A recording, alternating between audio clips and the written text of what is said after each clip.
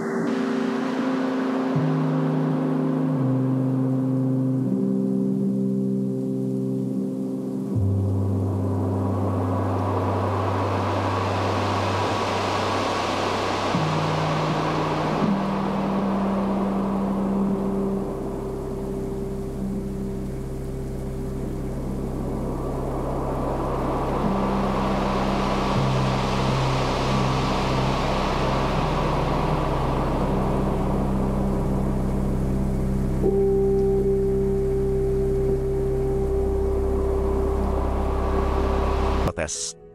Musababnya, minimarket ini beroperasi di bawah perusahaan swasta PT Retail Modern Minang. Pengelola juga membuka bangunan baru, bukan revitalisasi, dengan lokasi yang berdekatan dengan toko masyarakat. Selain itu, peneliti menyampaikan bahwa secara umum Minang Mart belum beroperasi dengan efektif karena tidak menggunakan konsep murni franchise, harga olahan lokal yang kurang terjangkau, dan pertumbuhan toko yang minim. Lebih lanjut, menurut Randy Febria Putra dalam penelitian The Effectiveness of Minang Mart Partnership Pattern in Empowering Local Micro, Small, and Medium Enterprises in West Sumatra pada 2022. Kebijakan membentuk Minang Mart sebenarnya sudah tepat, namun belum memenuhi aspek implementasi dan tepat sasaran. Argumentasi yang disampaikan serupa, yakni pengelolaan yang dilakukan oleh pihak swasta, belum terwujudnya kerjasama atau kolaborasi dengan UMKM lokal. Dan tidak adanya kebijakan zonasi yang mengatur pembangunan unit Minang Mart. Selain Minang Mart, ada pula Nagari Mart. Minimarket waralaba ini merupakan entitas bisnis PT Nagari Minang Sakato. Beberapa tahun lalu, mereka sempat didemo Aliansi Pedagang Retail Grosir dan Pasar se-Sumatera Barat lantaran dituding berafiliasi dengan Alfamart. Namun perusahaan membantahnya. Dari paparan terkait Minang Mart dan Nagari Mart kita lihat usaha Pemkot Padang untuk menghidupkan iklim persaingan dan inovasi melalui modern minimarket versi lokal jauh dari kata optimal dan belum berhasil mencapai tujuannya, yakni memberdayakan UMKM lokal. Pemerintah setempat sudah semestinya mengevaluasi stakeholders yang mengelola dan menetapkan kebijakan yang berpihak pada UMKM lokal untuk menghindari dominasi persaingan oleh peritel besar. Demikian Sobat Kabar Rantau, semoga bermanfaat.